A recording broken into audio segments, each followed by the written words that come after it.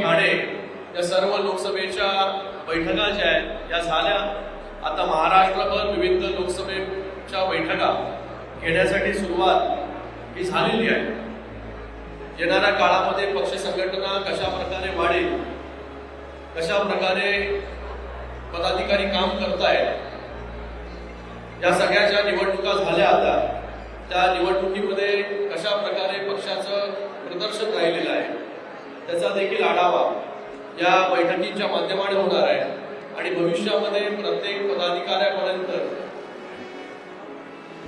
जो गेले अनेक वर्ष शिवसेनेसाठी काम करतोय, कार्यकर्ता काम करतोय, त्याच्या काय समस्या आहेत, त्याला काय अडचणी येत आहेत काम करण्यामध्ये, त्याला या युतीच्या सरकारमध्ये विविध पदांवरती न्याय मिळतोय की नाही, या सगळ्या गोष्टींचा आढावा घेण्यासाठी जे नवीन संपर्क प्रमुखांची नेमणूक माननीय उपमुख्यमंत्री एकनाथजी शिंदे साहेबांनी केली.